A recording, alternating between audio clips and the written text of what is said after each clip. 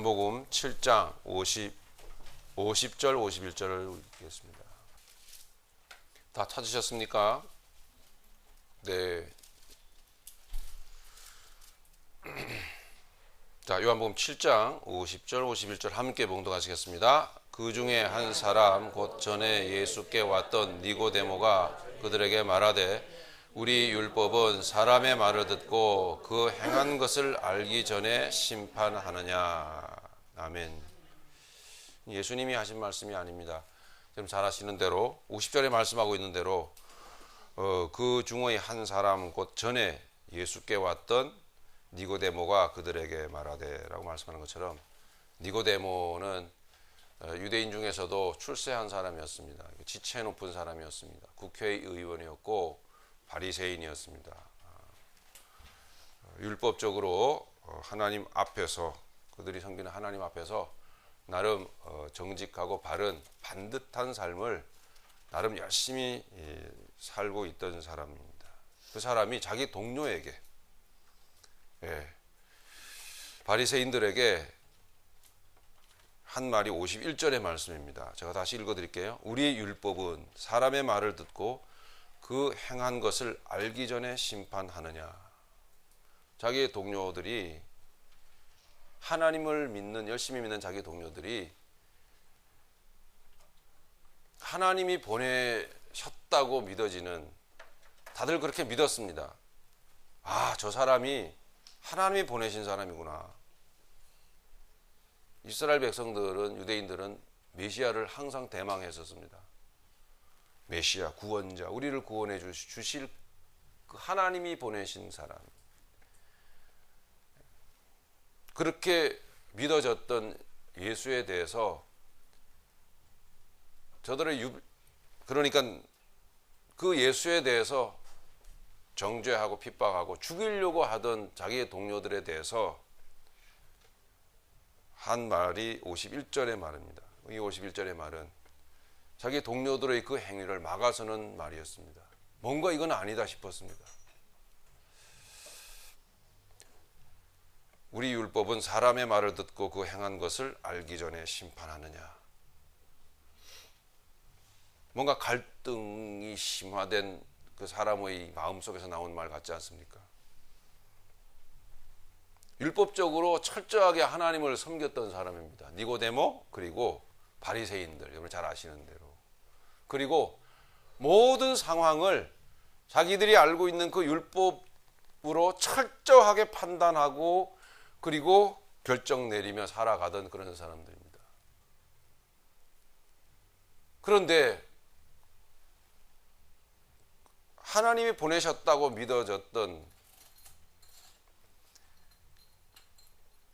그럴 수밖에 없을 정도로 그 예수라고 하는 그 사람은 너무나 이적과 기사가 놀랄 만한 것이었습니다. 그래서 더욱 저 사람은 정말 메시아구나, 우리의 이 여러 가지 현실의 문제를 해결해 줄 사람이구나라는 것으로 이렇게 믿었다는 말입니다. 그런데 이렇게 정죄하기까지 됐습니다. 그리고 판단하기까지 됐고, 이제는 자기들이 그렇게 자기들에게 믿어졌던 그 메시아라고 생각했던 그 예수에 대하여 이제 그렇게 철저하게 정죄하고 판단하고 그리고 이제 죽이려고 하는 입장에 서 있단 말입니다. 그 예수는 율법이 담고 있는 율법의 그 의미였던 사랑, 그 사랑을 실천하던 사람이었습니다. 율법이 담고 있는 그 사랑을 실천해왔던 그 사람을 죽이려고 하는 자기 동료들을 그 행동과 그 생각과 태도가 아무래도 이것은 옳은 것이 아니라고 느껴졌었던 것이죠. 뭔가 우리가 잘못하고 있는 것 같았어요. 그러나 아직 잘 모르겠어요. 그러나 우리가, 그리고 나까지 이런 식으로 행동하는 것은 아니다 싶었어요. 갈등이 밀려왔습니다. 철저히 그렇게 믿어왔는데, 저들이 믿었던 모세의 율법은 저들의 정신이었고 삶이었습니다. 생명이었어요. 인생 전체였어요. 우리 한국 사람들에게는 그 유교적인 그 사고방식이 이제는 많이 희석되어졌지만, 그래도 아직도 그 여러분들에게는, 그리고 다소가 아직 그 젊은 층에 속하는 저에게도 원튼 원치 않든 내 속에는, 저 속에는 유교적인 어떤 의식이 흐르고 있어요. 유교적 사고방식이 흐르고 있단 말입니다. 근데 그 사고방식으로 산다라는 것은 거의 그것이 원칙이 되는 거고, 그게 규칙이 되는 거고, 그것이 가정의 어떤 법이 되는 거고, 법칙이 되는 거거든요. 내 삶이에요. 내 생명이죠. 내 자존심이고 그런 거거든요. 어쨌든 그렇게 생명처럼 붙들고 살아왔던 그 율법 의식을 갖고 있었던 자신과 니고데모 자신과 자기의 동료들의 그 행위가 저 사람들을 정죄하고 저 사람 예수를 정죄하고 판단하고 죽일이 많지 자신이 없었어요. 그렇게 열심히 믿었는데, 최선을 다해서 그렇게 믿고 달려왔는데, 이것이 하나님을 섬기는 절대적인 예라고 믿고 섬기고 왔는데, 하나님이 또 우리 조상들에게 주셨고, 그리고 우리가 그 조상들로부터 물려받은 그 율법을 철저히 지금 붙들고 지키고 살아오고 있는데, 그러나 우리가 저 사람에게, 저 예수라는 저 사람에게 하려고 하는 이 행동은 뭔가 옳은 것 같지 않아요. 자신이 없어요. 그래서 니고데모는 자기의 동료들을 막아섰어요. 그래서 한 말이 51절입니다. 다시 한번 여러분 읽어보세요. 제가 읽을게요. 우리 율법은 사람의 말을 듣고 그 행한 것을 알기 전에 심판하느냐. 그 행한 것을 알기 전에 심판하느냐. 알 듯 모를 듯 잘 모르겠다라는 거예요. 그럼 뭔가 아닐 것 같다라는 거죠.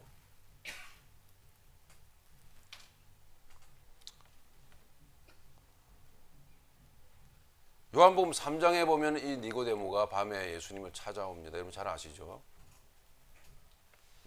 찾아와서 몇 가지 질문을 하는데 예수님이 니고데모에게 그 질문에 대한 대답과는 많이 거리가 먼 이야기를 하십니다. 생명에 대한 이야기를 하신단 말이에요. 생명.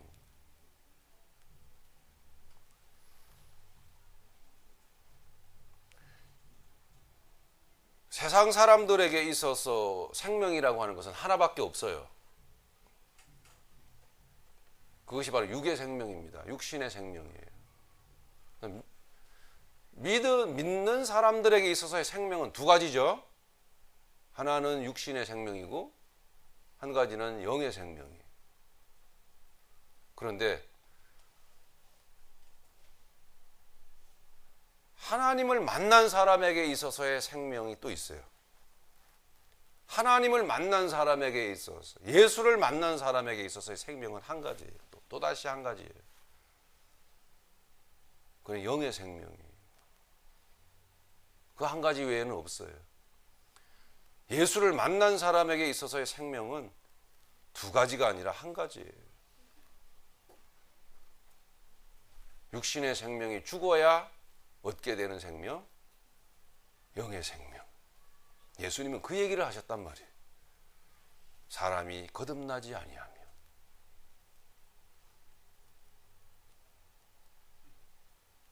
여러분께 한번 물어볼게요.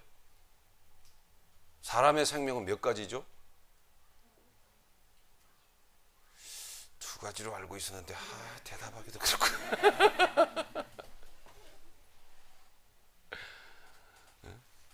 금방 색깔을 확 바꾸자니 좀 양심이 좀 걸리고.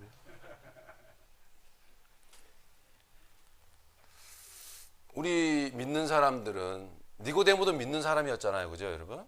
하나님 믿는 사람이었어요.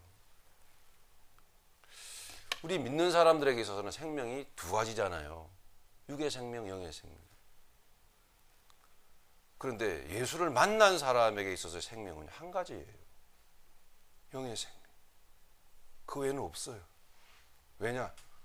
육의 생명이 죽어야 얻게 되는 게 영의 생명이기 때문에. 그래서 예수님이 말씀하셨어요. 니고데모야, 사람이 다시 태어나지 않으면 하나님의 나라를 알 수가 없는. 다시 태어나려면 하나는 죽어야죠. 알 듯 모를 듯 그런 이야기를 하셨단 말입니다.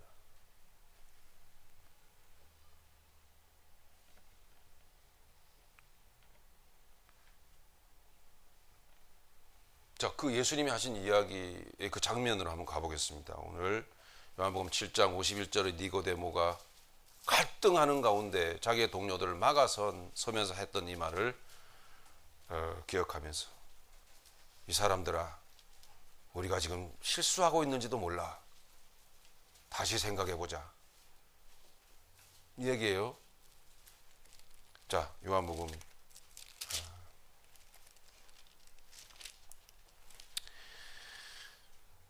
먼저 그 2장 23절부터 한번 보시겠습니다. 요한복음 2장 23절, 24절, 25절을 같이 읽겠습니다. 6월절에 예수께서 예루살렘에 계시니 많은 사람이 그의 행하시는 표적을 보고 그의 이름을 믿었으나 예수는 그의 몸을 그들에게 의탁하지 아니하셨으니 이는 친히 모든 사람을 아심이요 또 사람에 대하여 누구의 증언도 받으실 필요가 없었으니 이는 그가 친히 사람의 속에 있는 것을 아셨음이니라. 그래서 3장 1절로 이어지는 거예요, 이게요. 당시에 주변에 있었던 사람들이 예수님을 믿었어요.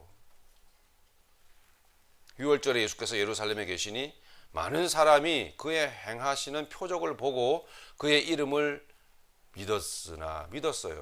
그러나 그러거든요.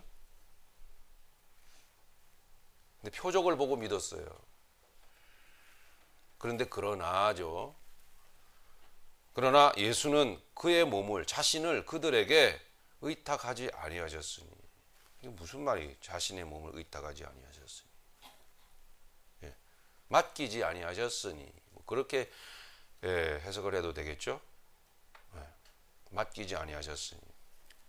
자신의 인생을 예수님은 그러나 예수님은 자신을 그들이 누구죠? 표적을 보고 믿은 사람들이에요. 표적을 보고 믿은 사람들. 아까 생명이 두 개인 줄 아는 사람들. 예.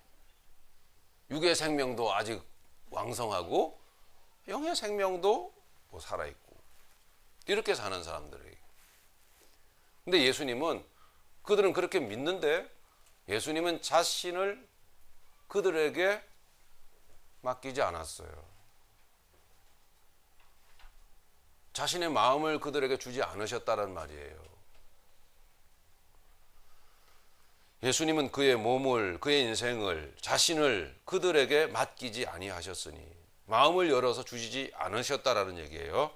이는 친히 모든 사람을 아심이요. 사람 속을 예수님이 들여다보고 계셨다는 거예요.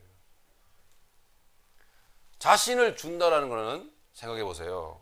여러분, 사람과 사람이 만나서, 그래서 인연입니다. 오늘 설교 제목은 인연. 예. 인연이 아니고 인연.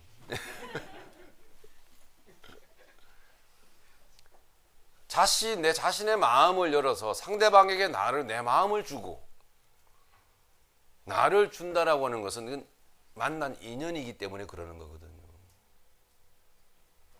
근데 예수님은 표적을 보고 믿은 사람들에게 인연을 맺고 자신을 주지 않으셨어요. 인연이 없는 거예요. 문제는 이것이죠. 나는 믿는데 예수님은 그 마음을 나한테 열어 안 주세요. 뭔가 우리에게 잘못된 거죠. 뭔가 문제가 있는 거예요.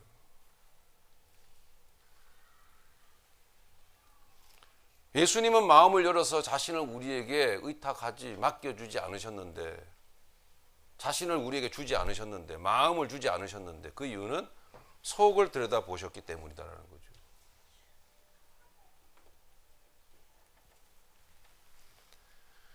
주지 않으신 이유가 뭐예요? 24절 마지막에 친히 모든 사람을 아셨기 때문이다. 이게 슬픈 문제예요. 25절이 좀 더 구체적으로 설명하고 있죠. 또 사람에 대하여 누구의 증언도 받으실 필요가 없었으니. 즉 누구의 증언도 누구의 변호도 예수님은 원하지 않으시는 거예요. 그런 말들을 예수님에 대하여 자신에 대하여 변호해 주시고 자신에 대하여 설명해 주시고자 하는 누구의 말도 예수님은 허락질 않았어요. 이게 슬픈 일이에요. 자신을 믿는 그 누구의 설명도, 자신에 대한 설명도, 그 자신을 믿는 그 누구의 변호도 예수님은 허락질 않아요. 그러지 말아요. 한 필요 없다. 그 이유는 예수님의 마음과 그 사람들의 마음이 통하지 않기 때문이에요. 결이 다른 것이죠.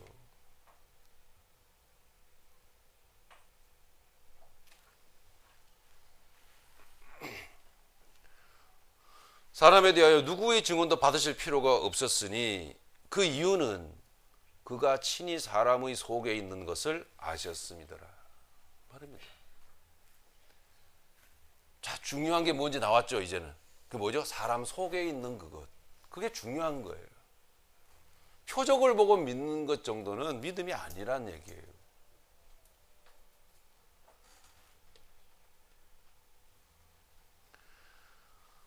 자, 이 3장 1절에 들어가 보시면 그런데 이렇게 말하고 있죠.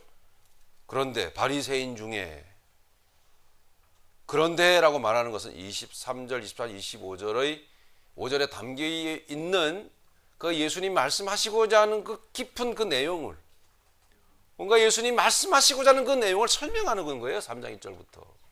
예. 그런데 바리새인 중에 니고데모라는 사람이 있으니 유대인의 지도자라. 그가 밤에 예수께 와서 이르되, 다시 설명합니다. 이 사람은 아까 우리 요한복음 7장에서 보았던 자기 동료의 말과 행동과 태도를 막아서면서 이 사람들아, 왜 우리의 율법은 그 사람이 그의 행동의 진위가 뭔지를 확실히 알지도 못한 채 함부로 경솔하게 행동을 하느냐. 예, 니고데모는 표적을 보고 믿는 위치에 있었어요. 그러나 그 자리에서부터 좀 더 들어갈 수가 있었던 거거든요. 즉 예수님 그분을 만나 들어갔던 거예요. 아니 엄밀히 말하면 예수님이 자신을 만나 주셨던 거거든요. 이게 오늘날 중요해요. 인연. 예수님과 맺은 인연. 이것이 사람을 변화시키잖아요. 그죠? 사람을 잘 만나서 좋은 인연을 맺게 되면 그 좋은 인연을 통해서 내 인생에 변화가 올 수 있습니다. 때에 따라서는 획기적인 변화가 올 수도 있어요. 니고데모는 좋은 인연을 만나서 자기 인생에 획기적인 변화를 경험했던 거예요. 오늘 그 얘기를 하고 싶어요, 저는.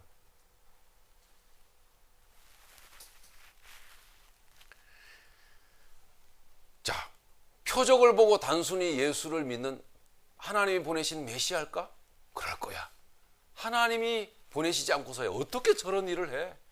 병자를 막 고치고 불치의 병자를 막 고치고 날 때부터 난 안진뱅이를 막 일으키고 말 한마디 일으키고. 예? 예수님의 뒤를 성경에 일일이 다 나오진 않아도 니고데모는 아마 밟아가면서 예수님이 하는 행위를 다 들여다봤을 거예요. 확인해보고 싶었겠죠. 저 사람 진짜일까? 그런 가운데 니고데모는 예수님을 드디어 찾아왔던 것입니다. 3장 1절 보니까 바리새인 중에 니고데모라는 사람이 있으니 유대인의 지도자라. 그 니고데모가 밤에 찾아갑니다. 예수님을. 그가 밤에 예수께 와서 이르되 랍비여, 우리가 당신은 하나님께로부터 오신 선생인 줄 아나이다. 하나님께로부터 오신 선생인 줄 아나이다. 이 말은 하나님께로부터 하나님이 보내신 메시아인 줄 우리는 압니다. 얘기예요. 네, 니고데모는 예수를 믿었어요. 메시아로 믿었단 말입니다. 그런데 아직 예수님과의 인연을 맺지를 못했어요. 그래서 이렇게 밤에 찾아갈 수밖에 없어요. 남들의 시선을 피해서. 하나님이 함께 하시지 아니하시면 당신이 행하시는 이 표적을 아무도 할 수 없음이니이다. 확실히 2장 23절부터 25절에 말씀하고 있는 그 표적만 보고 믿는 사람들의 부류의 한 사람이죠. 그죠? 그래서 이런 말을 하고 있는 거예요. 당신이 행하시는 이 표적을 아무도 행할 수 없습니다. 하나님이 허락지 않고는. 그래서 나는 당신이 하나님이 보내신 메시아인 줄 믿습니다. 근데 지금 성경은 이 믿음을 믿음으로 인정하지 않는다라는 데 문제가 있는 거예요, 여러분. 자, 예수께서 그 니고데모의 말을 들으시고 말씀을 하십니다. 3절, 예수께서 대답하여 이르시되 진실로 진실로 내게 이르노니 사람이 거듭나지 아니하면 하나님의 나라를 볼 수 없느니라. 이게 바로 믿는다고 생각하는, 믿는 사람들이 생각하는 사람의 생명은 두 가지다 라고 생각한다면 예수님은 천만에 사람의 생명은 한 가지야, 이렇게 말씀하고 있는 거예요. 여러분의 생명을 몇 가지라고 생각하십니까? 예수님을 만난 사람은 내 생명은 이제 한 가지야, 이렇게 확실하게 말할 수 있는 사람이에요. 그렇게 확실하게 말하는 사람이에요. 왜? 예수님을 만났다면 그는 다시 태어난 사람이거든. 그렇죠?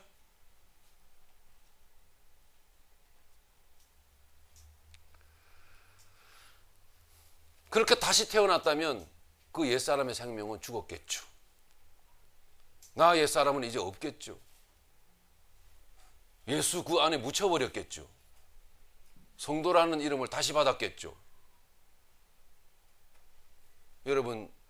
여러분의 그 옛 이름대로, 이름에 묻어있는 그 옛사람의 흔적대로 여러분 지금 살고 계십니까? 아니면 성도라는 이름으로 여러분 살고 계십니까? 여러분 정말 표적을 보고 믿는 사람들입니까? 아니면 예수님을 만나 새로운 인연을 맺은 사람입니까?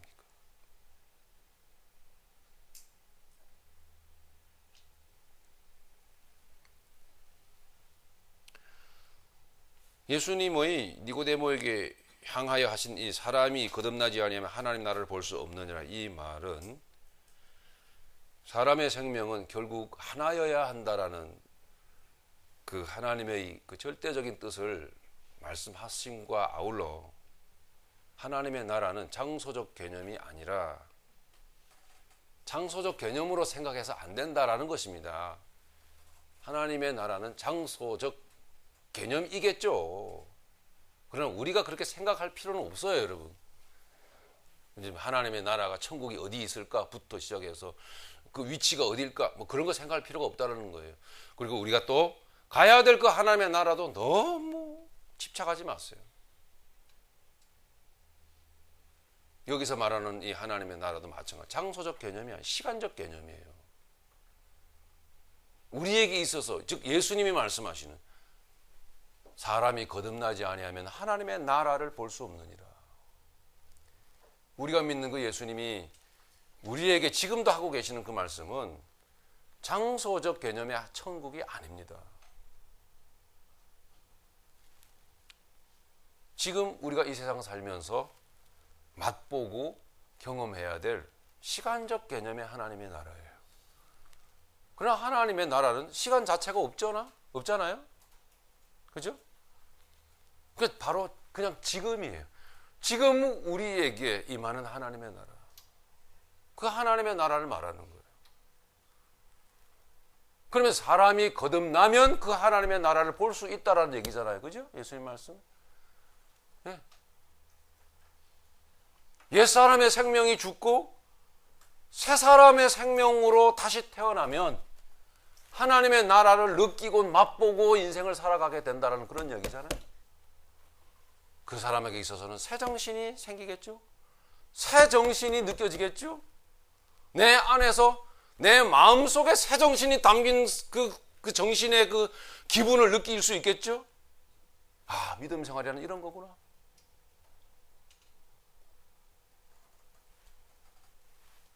그게 하나님이 주시는 선물이에요. 그렇게 하나님의 나라는 이 세상을 살면서 우리가 느껴가야 돼요.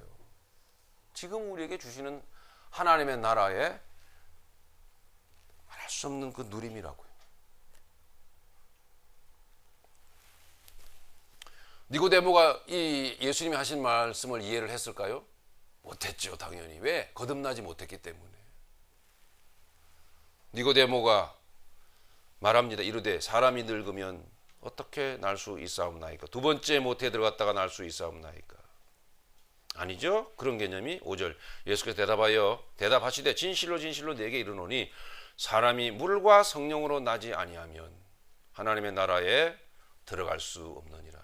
다시 우리는 또 다시 한번 생각을 해야 됩니다. 하나님의 나라는 장소적 개념이 아닙니다. 들어갈 수 없느니라 이 말은 곧 들어가면 하나님의 나라에 들어가면 그 나라의 그 완전한 그 나라의 그 문화와 그 나라의 감동 속으로 내가 들어가는 것이고 그 나라의 그 문화와 그 감동을 자연스럽게 누리고 느끼는 거 아니에요. 그렇기 때문에 그 하나님의 나라는 즉 거듭난 사람에게 있어서의 그 하나님의 나라는 바로 여기에 지금 영적으로 그 말입니다. 그리고 좀 쉬운 말로 표현하자면 정신적으로 그런 말입니다. 즉 내 마음은 텅 비었는데 이 텅 빈 마음의 공간 안에 새 정신이 들어온 그 개념을 말하는 거예요. 그게 하나님의 나라예요. 그게 하나님의 나라에 들어간 거예요. 하나님의 나라에 들어가게 되면 지금 이 세상에서 살아가고 있으면서 우리가 갖고 있는 이 정신이 아니라 복음 안에서 우리가 누리는 새 정신을 완전하게 누리고 그 정신을 즐기며 그 정신의 세계를 만끽하며 살아간다는 것이에요. 그 하나님의 나라에 들어가서 황금길을 걷고 그 보석으로 지어진 그 집을 팍 보고 너무 좋아서 그 보석을 만져보고 이런 게 아니고 예? 전혀 그런 게 아니에요. 예수님이 말씀하셨던 천국은 그런 천국이 아니에요. 금은부화로 지어진 그런 건물이 절비한 그런 장소가 아니라고요, 여러분. 상상하지 마시고 꿈 깨고 예수님이 뭘 말씀하셨는지를 여러분 아셔야 돼요. 텅 빈 우리의 마음에 예전에 알지 못했던 새 정신이 들어와 버린 거예요. 그 새 정신이 나를 지배하는 거예요. 그게 바로 복음이에요. 나중에 이 니고데모가 그걸 알게 돼요. 그 하나님 나라에 들어가 버려요. 이 세상에 살면서. 그러니까 완전 미쳐버리는 거예요. 자기가 하지 못할 행동을, 할 수 없었던 행동을 해버려요. 지금 밤에 찾아오잖아요. 혼한 대낮에 찾아가요. 그걸 해서는 안 될, 할 수 없는 그런 행동을 해버립니다. 예수 시체 내게 주시오. 그리고 그분의 시체를 오르만지면서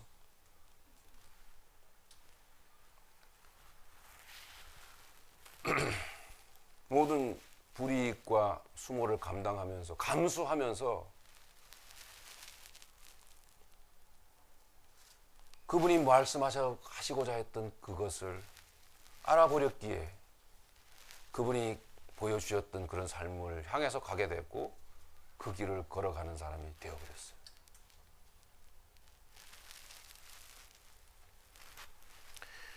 5절입니다. 사람이 물과 성령으로 나지 아니하면 하나님의 나라에 들어갈 수 없느니라. 이렇게 말했거든요. 여기서 물은 조회, 뭐예요? 생명이에요, 생명. 즉 시간적 개념으로, 공간적 개념으로 생각해서는 안 되고 시간적 개념으로 생각하셔야 되는 거예요. 그러니까 시간적 개념은 바로 지금 여기에요. 바로 지금 내 안에 인 것이에요. 이게 시간적 개념의 천국이에요. 그렇게 해놓고 하나님의 나라는 시간이 없기 때문에, 하나님의 세계는 시간이 없기 때문에 바로 지금 여기인 거예요. 그게 거듭남입니다. 다시 태어난 거예요. 옛날 생명은 죽어버렸어요. 없어요. 그게 대가로 지불된 거예요. 옛 생명이 대가로 지불되어 버리고 말았어요. 그 옛 정신을 담고 있는, 세상 정신을 담고 있는 그 마음이 지불되어 버렸어요. 그리고 그게 사라지고 비고 빈 마음에 새 정신이 들어온 거예요. 그게 거듭난 거예요. 그래서 예수님이 이렇게 말하는 거예요. 물과 성령으로. 물은 영생이죠. 물은 생명은, 물이 생명이잖아요, 여러분. 그죠? 물이 가장 소중하죠, 지금? 생명을 말하는 거예요. 이 생명은 현실적으로 뭐냐? 인격의 질인 거예요, 여러분. 새 정신이 내 안에 들어온 거예요. 영적으로 거듭나게, 물과 성령으로 거듭나게 되면 인격의 질이 바뀌어 버리는 거예요. 내 인격이, 세상 말로 개떡 같은 내 인격이 물과 성령으로 거듭나자 사라진 거예요. 새 정신이 내 안에 들어와요. 감당하지 못할 일을 감당하고, 참지 못할 현장에서 참고, 참아지고, 할 수 없는 그런 일들을 하게 되는 거예요. 옛사람으로는 할 수 없는 그런 상황을 받아들이고 감당하게 되더라고는 하는 얘기죠. 그게 물과 성령으로 거듭난 상태를 말하는 거예요. 그래서 물과 성령으로 거듭나게 되면 하나님의 나라에 들어가게 된다, 이 얘기입니다. 물과 성령으로 거듭나게 되면 하나님의 나라를 살게 된다라는 이야기예요. 정신의 세계를 얘기하는 거예요. 조금 더 보시죠. 육으로 난 것은 육이요 영으로 난 것은 영이니 내가 네게 거듭나야 하겠다라는 말을 놀랍게 기이 여기지 말라. 이상하게 생각하지 말라.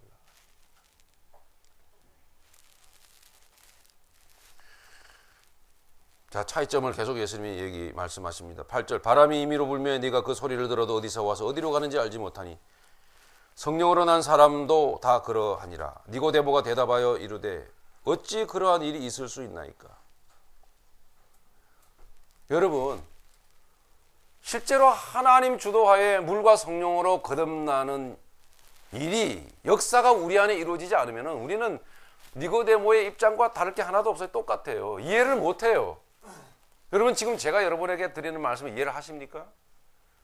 하나님의 나라는 어디를 문을 열고 들어가는 게 아니라니까요. 그렇게 생각하지 마세요, 여러분. 절대 아니에요. 그건 절대 아니에요. 우리가 너무 금덩이를 좋아하고 우리가 너무 다이아몬드를 좋아하다 보니까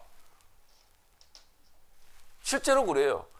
우리가 가장 좋아하는 것을, 그것을 하나님께서 다 끌어모아다가 그게 천국이란 이런 곳이야 라고 막 우리의 입장에서 말씀하신 거예요, 그게. 근데 실제 천국은 그런 것으로 우리에게 이해되어지는 곳이 아니에요, 여러분. 무슨, 누차 말씀드렸지만 우리의 이 옛사람의 지성으로 이해되어지는 곳이 천국이라는 건 천국이 아니에요. 이해할 수 없어야 돼요. 그래서 제가 어렵사리 정신세계라고 말하는 거예요, 그게. 뭐가 들어와 버린 거예요, 그게. 근데 그게 나를 지배하게 되는 거예요. 근데 너무 행복해요. 그게 내 안에 들어와 버린 그게 세상 것을 절대 공급해 주지 않아. 보장해 주질 않아요. 상관없어요.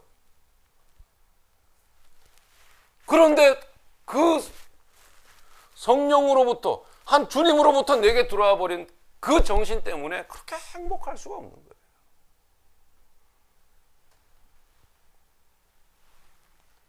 모든 힘든 상황들이 그냥 받아들여져요. 왜요? 내 안에 들어와 버린 그 내용이, 보이지 않는 그 내용이 더 우월하거든요. 훨씬 우월하거든요. 그래서요, 모든 현실의 상황들이 감당되어지고 감사로 받아들여지고 이겨지는 거거든요. 우리의 노력으로 하는 게 아니라고 하는 사실을 이미 우리는 알잖아요. 이게 우리 안에 이루어져 있잖아요. 또 이루어지기를 바라요. 또 그렇게 여러분에게 경험되어지기를 바라요. 12절로 좀 넘어가겠습니다. 예수님이 이렇게 말씀합니다. 내가 땅의 일을 말하여도, 땅의 일이 뭐냐 하면 그 전에 23절, 24절에서 말씀했던 표적 있죠. 표적만 보고 믿는 그 개념, 믿음의 개념 말이에요. 내가 땅의 일을 말하여도, 예수님은 표적을 많이 보여주셨어요. 예수님이 표적을 많이 보여주신 것은 뭐냐? 예수님이 곧 하나님께서 보내신 메시아라는 사실을 증명하기 위해서 표적이 필요했었어요, 사람들에게. 근데 그게 목적이 아니에요.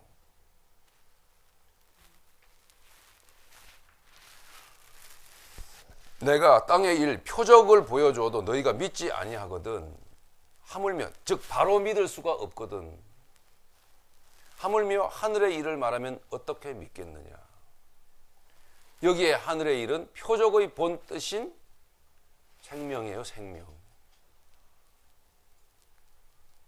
예수님은 사람을, 병자를 고치시면서 그 속에, 그 행위 속에 이 물과 성령으로 거듭나게 하시는 영생의 의미를 그 안에 담아 놓으신 거거든요.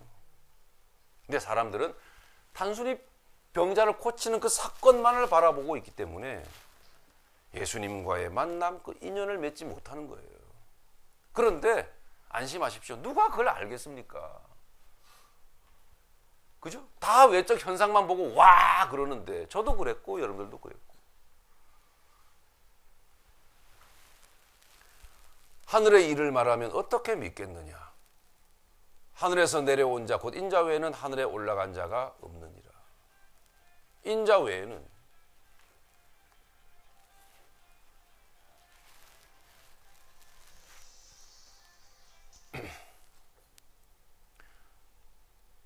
그때 당시에 예수님 외에는 하늘을 소유한 자가 없느니라, 그런 뜻이에요. 즉 예수님 외에는 생명을 가진 자가 없느니라, 그런 뜻이죠. 그러니까 예수님 외에는, 당시에 예수님 외에는 다 그 사람의 생명 그거밖에는 몰랐던 거예요. 또 조금 발전된 형태가 뭐예요? 사람은 그 사람의 생명도 있고 속 사람 생명도 있다. 뭐 이 정도로 그냥 이해하고 있는 수준이거든. 죽은 그 영혼이 거듭나서 생명은 하나밖에 없어. 이것을 알고 그 생명의 세계를 누리는 사람은 아무도 없었다라는 그런 이야기예요. 인자 외에는 하늘에 올라간 자가 없느니라. 이렇게 말씀을 하셨던 거죠. 그리고 나서 지금까지 예수님이 하셨던 모든 말씀을 종합을 합니다. 14절, 모세가 광야에서 뱀을 든 것 같이 인자도 들려야 하리니. 즉 예수님이 십자가에 달려서 들림받아서 땅에서 번쩍 들려서 십자가에 달려 죽으셔야 물과 성령으로 거듭나는 그 놀라운 일이, 그 하나님의 나라가 우리 안에서 이루어지는 그 일이 너희들에게 이루어지게 될 거야. 그렇게 니고데모에게 알 수 없는 말씀을 예수님이 하셨습니다. 이 15절이 말씀하고 있죠. 이는 그를 믿는 자마다 영생을 얻게 하려 하심이니라. 이렇게 니고데모는 예수님과의 첫 직접적인 만남을 가졌습니다. 그리고 나서 오늘 우리가 읽은 요한복음 7장 51절의 말씀이거든요. 그러니까 니고데모가 자기 동료들의 어떤 행위와 그 태도를 막아서기까지 니고데모는 얼마나 많은 고민을 했겠습니까? 얼마나 많은 고뇌 속에서 신음했겠습니까? 저는 그 과정까지를 우리에게, 하나님께서 우리에게 베푸신 은혜요 복이라고 저는 표현하고 싶어요. 니고데모는 밤잠을 설치는 나날들이 많았을 거예요.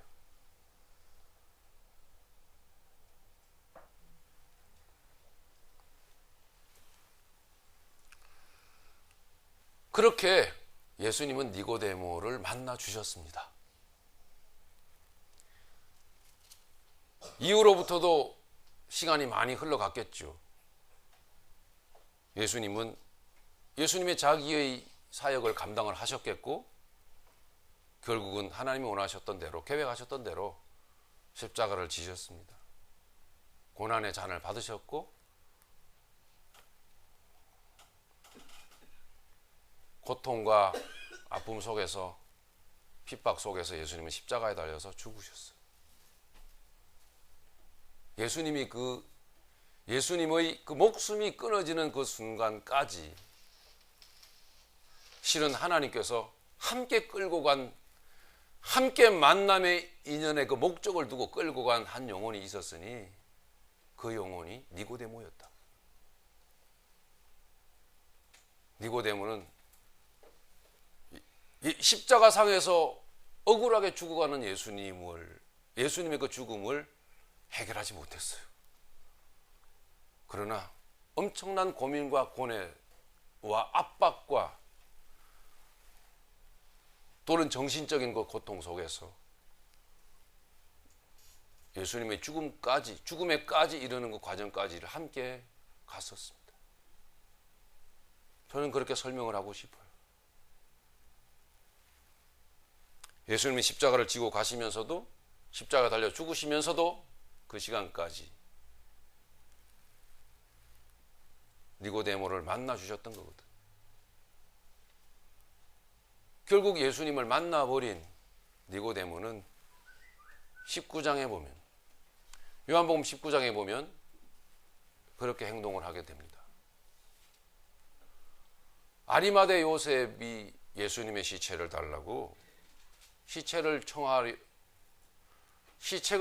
예수님의 시체를 청하는 그 청함을 본디오 빌라도에게 구했을 때에, 그때 그 자리에 니고데모도 함께 있었어요. 무엇을 의미하는지 여러분 아시겠죠? 니고데모는 자기의 입장, 자기의 신분, 자기의 상황을 다 내려놨습니다. 포기했고, 운명처럼 만나버린 예수님을 택할 수밖에 없었어요. 이미 그분이 자기 안에 들어와 버렸기 때문에.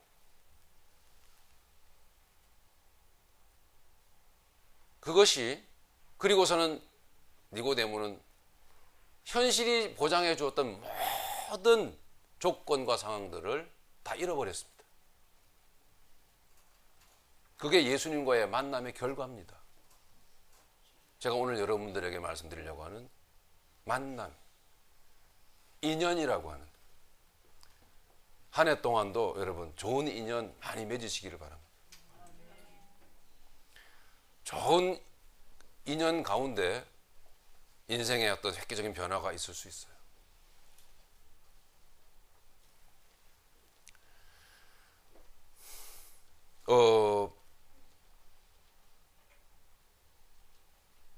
결국 예수님을 만났다라고 하는 그 사실은 말이에요. 예수님을 만났다라는 그 사실은 예수님이 가졌던 생각과 예수님이 살다 간 모든 삶이 내 안에 들어와 버렸다라는 것이에요.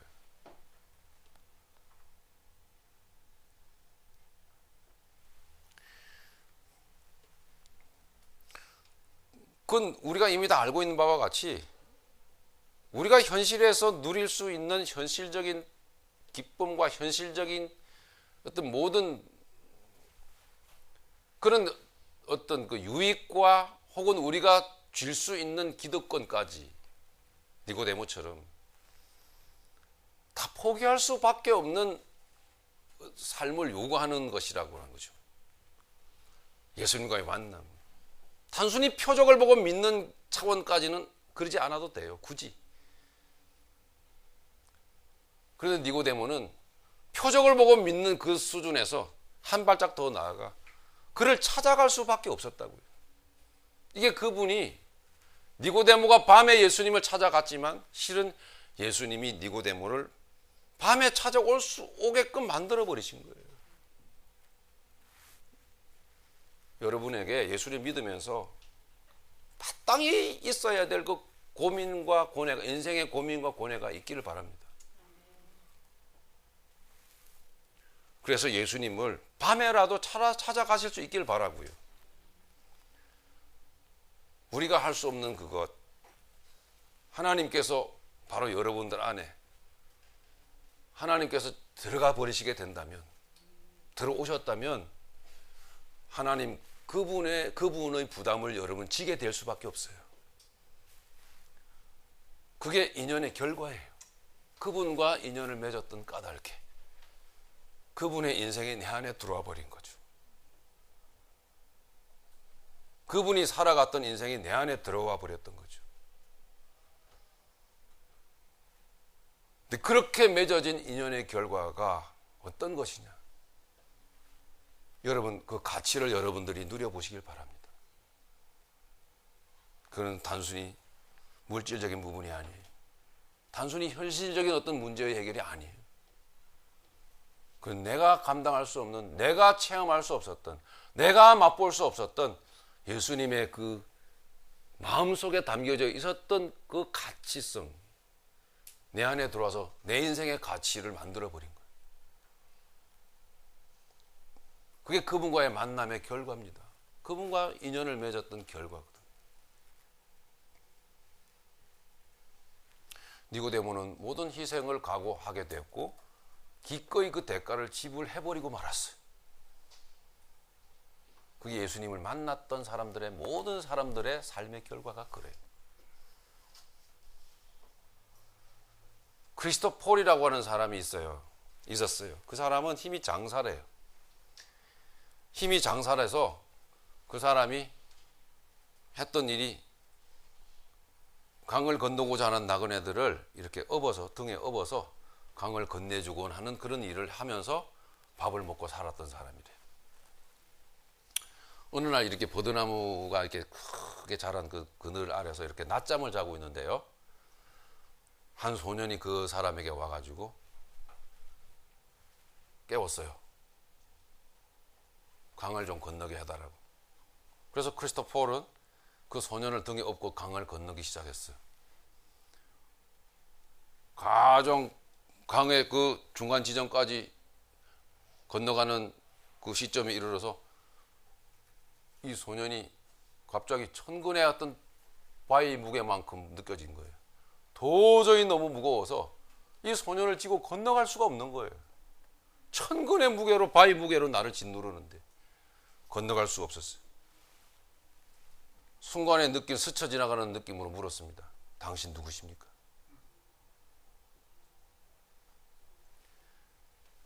그 전에 이 크리스토폴은 그토록 그리스도 예수를 만나기를 원했던 거거든. 그리스도요, 나 좀 만나주세요. 당신 만나보고 싶어요. 당신을 만나서 내가 인생을 살면서 지었던 이 죄의 짐을 해결받고 그러면 천국에 들어갈 수 있을 것 같아서 그렇게 그런 일을 하는 내내 그런 소망을 가졌더래요. 등에 지고 가는 소년이 천근의 무게로 여겨져서 발걸음을 옮길 수 없는데 당신 누구세요? 라고 묻는데 그 소년이 대답을 하는 거예요. 네가 그렇게 만나고 싶어 했던 그리스도다. 앞으로 네가 나를 업고 가야 하는 인생의 강은 앞으로도 이처럼 고되고 힘들 것이다.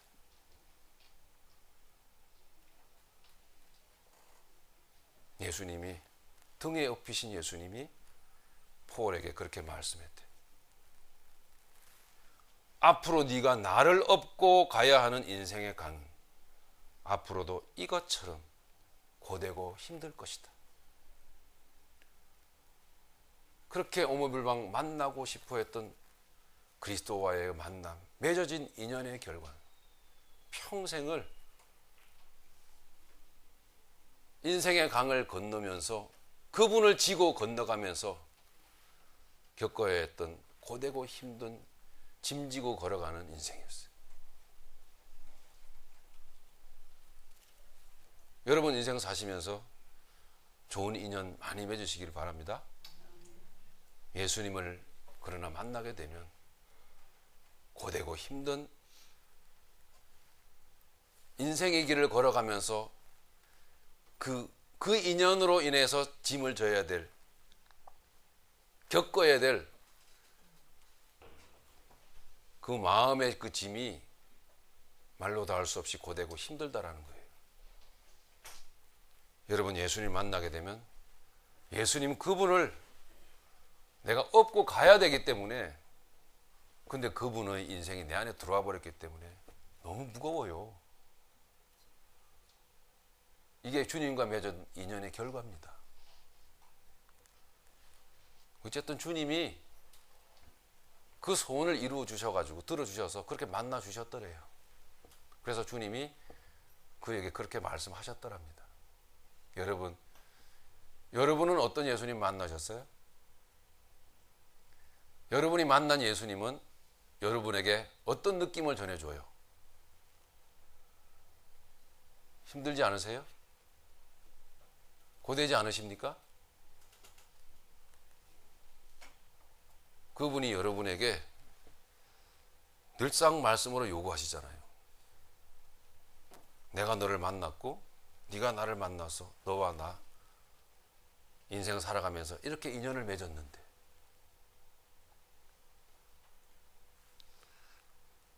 네가 나를 따라오려거든 너의 십자가를 지고 너를 날마다 부인하고 나를 따라오너라. 이게 그분이 우리에게 지어주시는 인생의 짐이에요. 크리스토폴이 그렇게 원했던 그 예수님은 소년의 모습으로 그를 만나 주셨어요. 그리고 말할 수 없는 무게로 짓누르시는 예수님으로 예수님 자신을 보여주셨어요.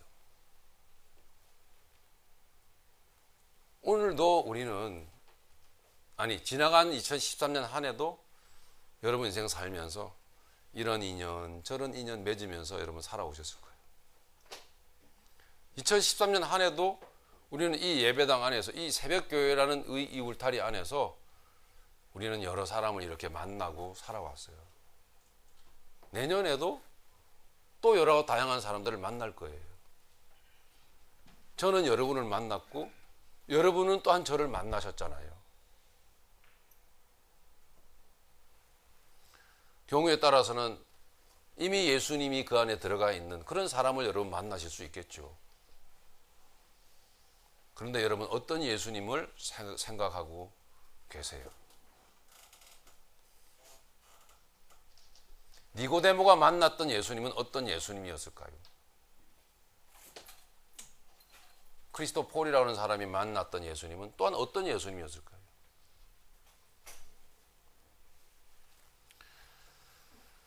인생의 강을 건너는 그 사람들이 만났던 예수님은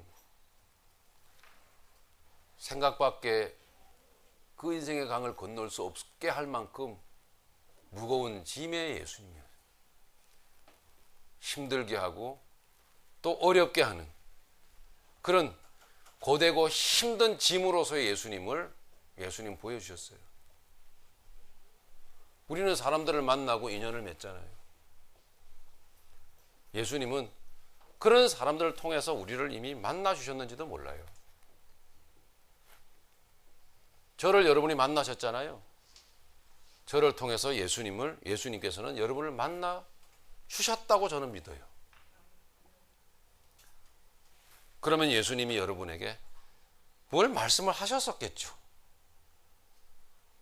니고데모에게 예수님이 자신을 만나 주셔서 그렇게 자신을 보여주셨던 것처럼,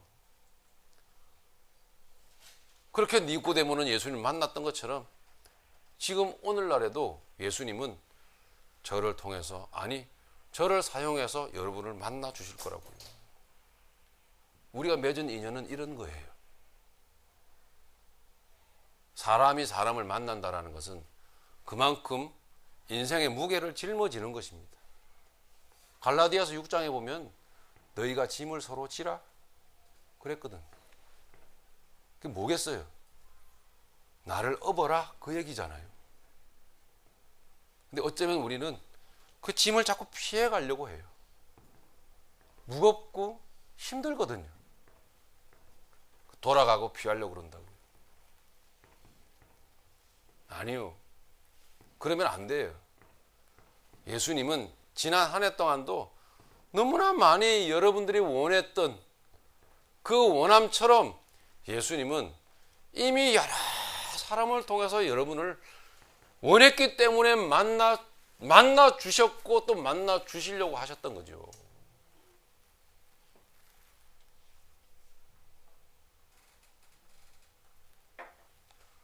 근데 우리는 그의 사람을 통해서 예수님을 만났다고 느끼지 못할 때가 너무나 많았다고요. 예수님은 이미 만나 주셨는데 우리는 피해 갔는지도 모르죠. 예수님을 깊이 만나 간다라는 것은 그만큼 인생의 짐이 더해 간다라는 것을 말하는 거예요. 너희가 짐을 서로 지라 그리하여 그리스도의 법을 성취하라. 그렇게 갈라디아서 6장에는 말씀하고 있어요. 좋은 인연 여러분 많이 맺으시기를 바랍니다. 이미 예수님과의 인연은 깊어요. 그래서 그 폴이라는 사람처럼 인생의 강을 여러분 건너는 것인데 그게 우리의 인생인데 예수님을 업고 그 강을 건너갈 때에 더욱 예수님을 깊이 만날수록 발걸음을 떼기 힘들 겁니다.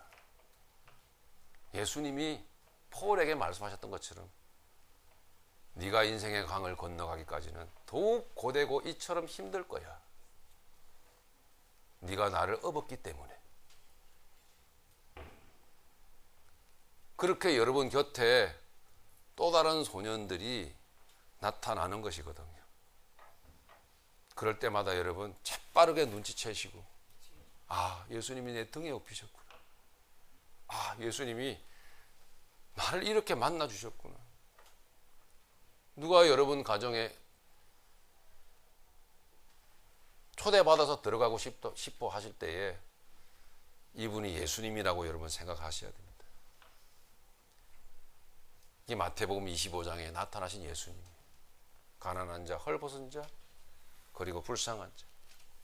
아니, 나를 힘들게 하는 자, 나를 훈련시키는 자. 여러분 그 사람이 예수님이 아닐까요? 예수님을 등에 업으시고 예수님과의 깊은 인연을 맺으시고 여러분의 인생의 강을 잘 건너가시길 바랍니다. 예수님과의 만남의 인연. 니고데모는 그렇게 예수님을 만났단 말입니다. 그리고 니고데모가 등에 업은 그 예수님은 무거운 예수님이었어요. 근데 그 예수님을 등에 업고 니고데모는 걸어갔어요. 여러분들도 새해 더 많은 좋은 인연 많이 맺으시길 바랍니다. 예수님 더 많이 만나시길 바랍니다. 그런 복된 한 해가 여러분 되시기를 예수님 이름으로 축복합니다.